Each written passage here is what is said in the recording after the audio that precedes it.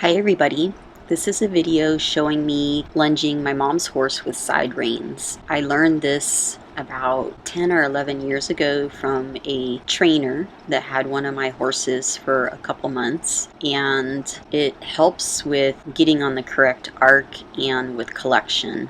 And right here, this is the inside rein. I'm making this side a little bit tighter. So the rein on the outside, you keep it looser so they can turn their heads to the inside, and the tighter rein on the inside helps them to keep their nose in a little bit so they're on the correct arc. I don't normally use things like this, and it's been a few years since I've used the side reins, but it popped in my mind and I wanted to try it with him. Whenever something pops in my mind, I usually follow that. That's my intuition, and it actually helped him a lot. He was having a hard time staying straight between my legs, and he was having a hard time staying on the correct arc going to the right, and this really helped a lot, because if they're not staying straight between your legs, they have lean, or what I call leaks. They're leaking and they can't go slow like they're supposed to for Western pleasure. And you can see right here how the inside rein is a little tighter than the outside rein, so it's making him on the correct arc. He's bending the same way as the circle, which will help him to travel more correctly and also look prettier and slower and able to drop his head and relax into it instead of turning his nose to the outside and fighting the direction that he's going. And you can see I don't have the reins super tight, but it was enough to get the response that I wanted. And you can see right there as he passed that he has his nose tipped in, so the reins don't have to be super tight. I'm a believer in using the least amount of pressure as possible to get what you want, and then if it's not working, then you can go more. And this actually worked really well for him. It helped him to get on the correct arc, helped him to give to pressure, and in a sense it helped him to find his release by turning his nose in, because when he turns his nose in, then the inside rein isn't tight. And going to the right, so right now we're going to the left. Going to the right, he was tipping his nose to the outside instead of the inside. So this actually helped him to get better with that. And it also made my job a little bit easier, so I wasn't always fighting him. So I just did it from the ground on the lunge line. So by the time I got on him, it was much easier. And here we're getting ready to lope, and we're going to the left, so I cue him by saying left and kissing. My mom taught him that. She taught him left when you're loping to the left and right when you're loping to the right, instead of canter or lope. I use canter for my horses, but my mom likes to teach them the difference between left and right. And my mom taught him how to go slow on the lunge line.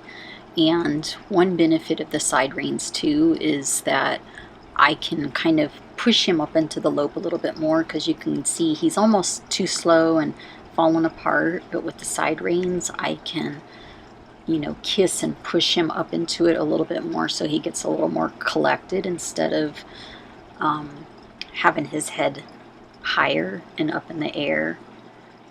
The side reins kind of add that pressure to his face, so when I'm kissing to push him up into it, he will start to drive more from his back end and have more collection, and he'll be able to lower his head and neck. So we're done going to the left. I just loosened that left rein, and I'm going to bring him around and switch. So we're going to go to the right, and the left rein will be the loose rein, and the right rein I'm going to adjust and make it a little bit shorter. And the bit that I have in his mouth is a 3-piece snaffle, and I just take the reins up to the little loop on my saddle and just do a little knot, and I pull until he tips his nose in where I want it. And you can see that the right rein, which is going to be the inside rein, you can see how it's tighter than the outside. rein. And right there, he's turning to the outside, and you can see that adds pressure on the bit. So what this is actually doing is, like, if he wants release, he's going to have to tip his nose to the inside. So by tipping his nose to the inside, that actually gives him release from the pressure, and it makes my job a lot easier because I'm not having to do anything. The reins are doing it. The inside rein is a steady pressure. It's not moving, and he learns that if he wants to get release and not have that pressure on that right side of his mouth by wanting to tip his head to the outside, if he doesn't want to feel that, he learns that if he turns his nose to the inside a little bit, he gets release off of the bit. So this really helped a lot. By the time I got on him to ride, he didn't want to tip his nose to the outside going to the right as much as he has. And you can fix it riding them too. But since we were only a week away from the show, I wanted to do something else that would speed things up just a little bit. I just felt like I was like always fighting him and like just, I won't say not getting anywhere, but it was just like he was just more resistant. And this way he learned to actually give a little bit better. And like I said, it made my job easier by the time I got on him to ride him. So he tends to want to go slow and want to be a little bit lazy sometimes. Like if you see the difference in his jog now compared to when we were going to the left and first started, he was wanting to be a little lazy and not do a true 2B. This has helped him with that too. It kind of helps him to move up into the bit a little bit more, which he avoids that. At least that's the way I would explain it, is, when you take a hold of his face, he doesn't really like that, and he'll poke a shoulder out or a rib cage, or turn his head. So this steady pressure of the inside rein is helping him to be a little more accepting of that pressure in his mouth. And like I said, if he wants any release, he has to tip his nose to the inside.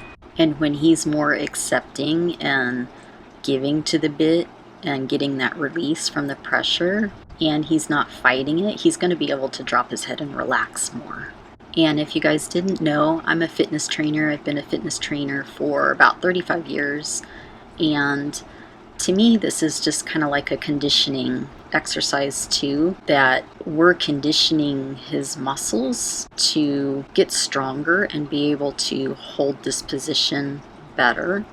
It could be that he's more developed on one side than the other, and it's maybe harder for him to hold the correct position going to the right compared to the left. So, I think you train muscles by being repetitive, and this is just one way to help give them an exercise that can help them to be more balanced. And here we go, we're loping. So I told him right. When their heads come up like that, they're kind of using their head and neck to balance themselves.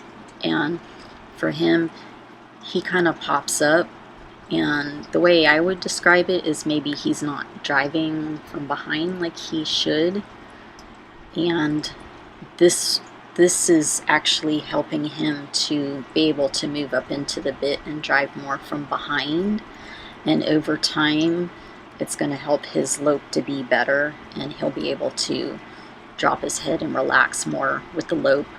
But the faster you get speed-wise, going from the walk to the jog to the lope, it makes them harder to be able to drop their head and relax. So he's pretty good at the walk and the jog, and the lope is something that'll just take time to get better. If you like this video, please give it a thumbs up, and I appreciate all my subscribers. I want to say thank you to you guys, and we'll see you in the next video. I have lots more videos coming. Bye bye.